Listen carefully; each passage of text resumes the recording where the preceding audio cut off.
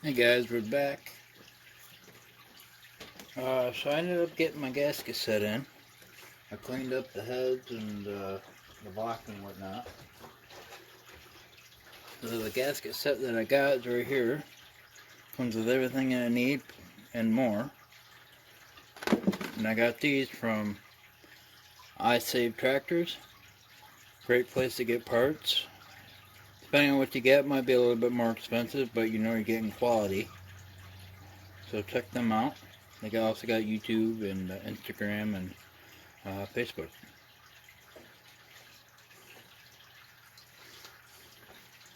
So yeah, this is it's probably a lot more than what I need. I'm not taking the pan off to do the pan gasket, and but I have everything else here that I need. So we're gonna take this apart, and we got new head gaskets and um, most of the other gaskets that I need, and we'll take this apart and we'll start putting everything back together.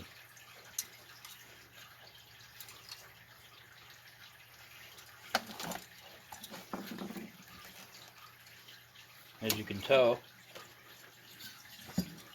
heads came out a lot nicer, after I cleaned them up. What I use over the summertime when I'm doing, fixing mowers and whatnot, you get bad gas. Instead of, draining it and dumping it, at a like Advanced or an auto parts place that'll take it, I'll keep the old oil or the old gas and I'll put it in a separate container, so if I need to, I'll have something that I can essentially soak. I'll soak all my stuff I need to clean in it, which I did with those heads. Is I just let them soak in some old gas for about an hour and cleaned them up quite well.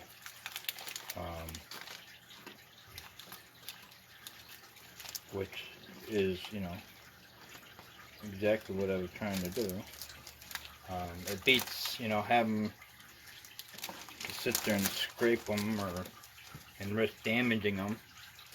So you got my new head gaskets, nice and individually packaged, not bent like you do get from other places. You get them and come to you bent, and then you're like, well, you're kind of taking the chances, and it may or may not work.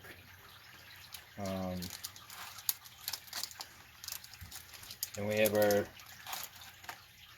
gaskets we need for the covers.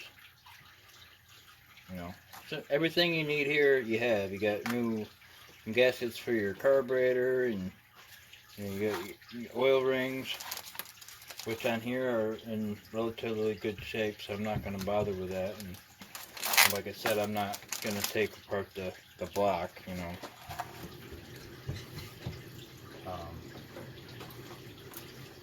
Things in relatively good shape, so, as far as the condition goes, I'm pretty confident that there isn't a whole lot of use on this motor. I can't find anything that leads me to believe that I need to take apart the motor to get to those seals or so I'm just gonna leave it the way that it is. I'm gonna get my plates and stuff ready so I can start putting those back on. A side note, I wasn't able to unfortunately I wasn't able to take those valves out on camera. I got the tool, and I'll show you that here in a second. Come to find out, even watching it done on other YouTube channels, it sounded easy, but in reality, doing it yourself, not so much. or at least not on the L heads. Maybe on a different motor it might be a little different, but let me grab this tool for you. I'll show you what it is. So this is a tool that I picked up. It's right from Briggs and Stratton. I thought it was relatively easy to use, which it is, but it isn't. So you have your adjustment right here to bring them open or closed, you know, put tension on the spring. And these, you set the width of, you know, the spring itself, or the cap. Thinking it would be easy to use this, you know, they make others, but I thought this would be the easiest. But you have this tool, and you see how big that tool is that fits in there? It doesn't give you a whole lot of room to put your fingers in there to put the, not sure what they're called. They go in, they keep the spring on the tappet, or on the valve rod. I tell you, when I took them out and went to put them back in, I didn't think I was going to get them back in. I mean, they're tapered, so they fit in the, you know, you got the hole, and then you got the rod that goes through, and you got these two metal, I don't know what they're called, that sticks on both sides of that rod. And then when you release the tension on the spring, it closes those in and keeps the spring on the rod with tension.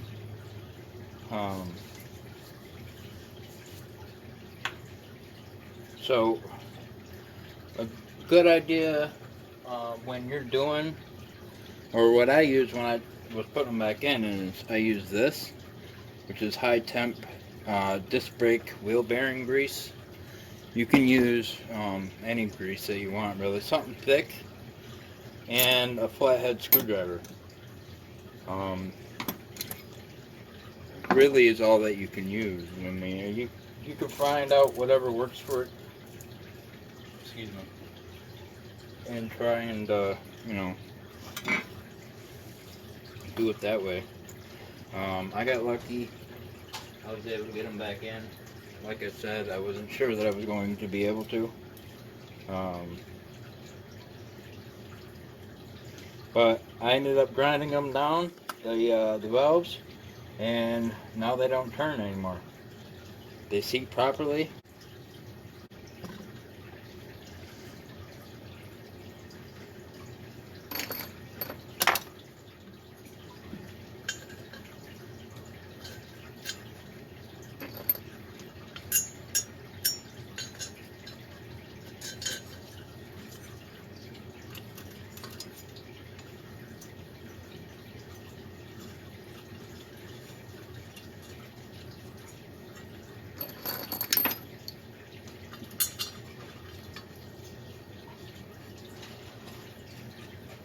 Usually like to get all 4 of them set.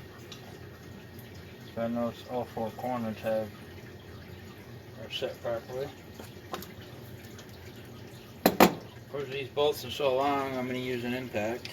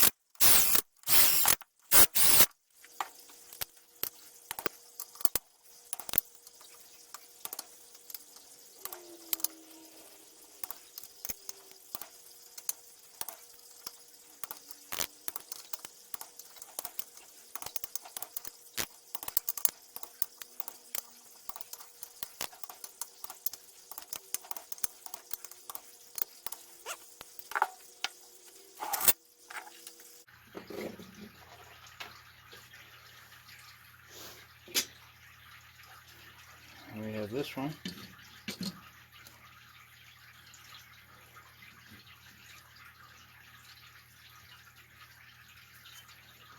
Take our gasket, slide it over gently, make sure we don't tear the gasket.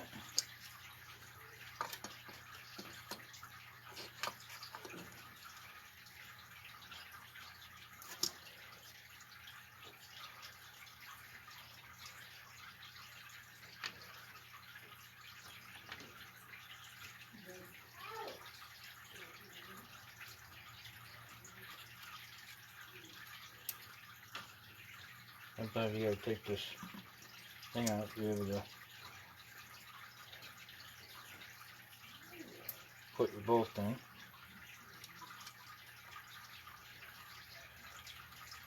Be a 5/16.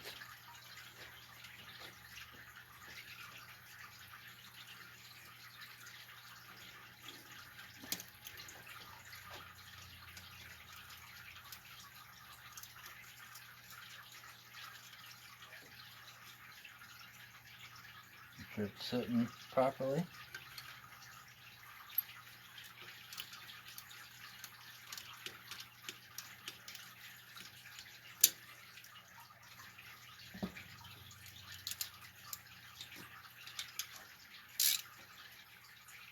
Just gently snug it down, doesn't have to be super tight.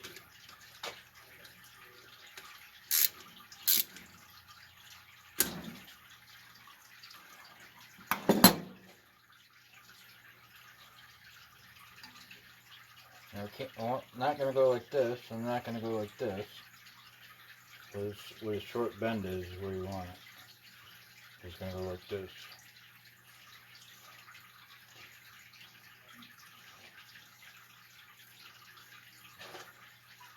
Nice and flexible and pliable, so you're going to have to bend it a little bit to get it in. Okay. And that's the way it's going to go, like that. It's going to sit more probably like that. No, probably like that. Yeah, there we go. Because you're going to have to breathe it, so it's out here, this is going to hook to the bottom. And we do the other one. Now why, if someone can explain to me why they have this cutout that doesn't come out, obviously, and this that fits over that, let me know, because really I don't get why you even need this, unless it's unless you can cut it out and then be able, no, even then, because then, you know, it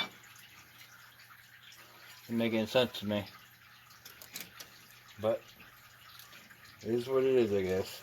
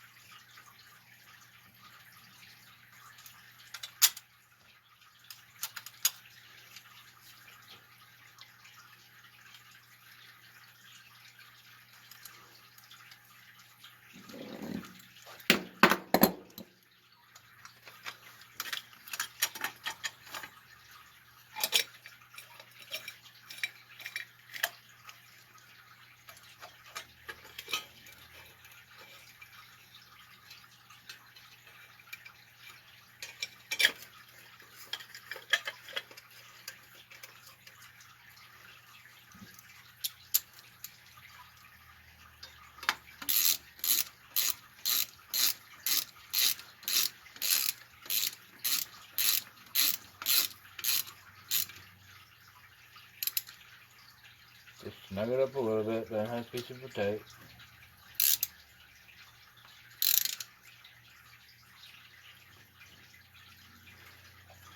There we go.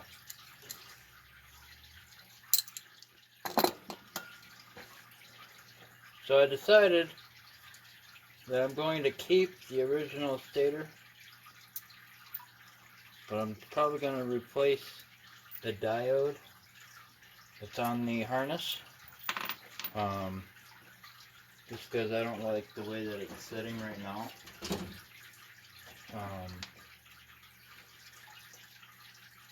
It just, you know,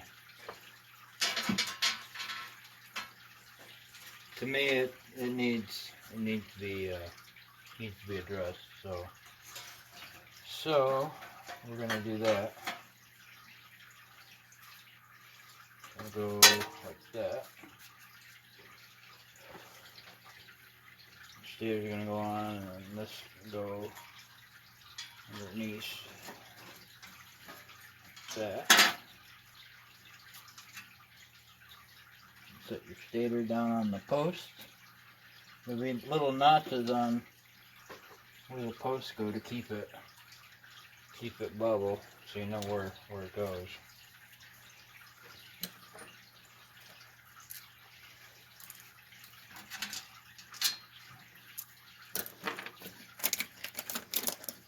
And you've got your short little bolts that fit right on top.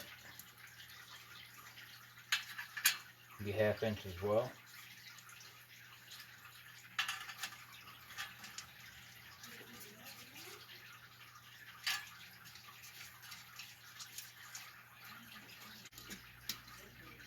These are 1/4 inch.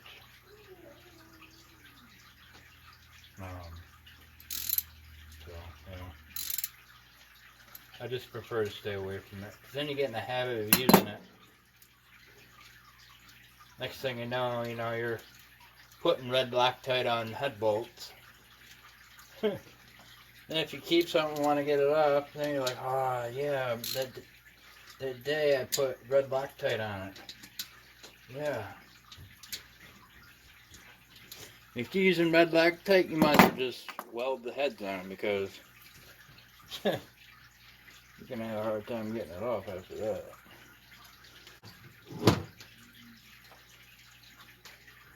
Alright, so next video I'm going to end up putting the flywheel back on. We're going to put the ignition coil back on. We're going to put the intake back on. The carburetor. We're going to get this thing buttoned up.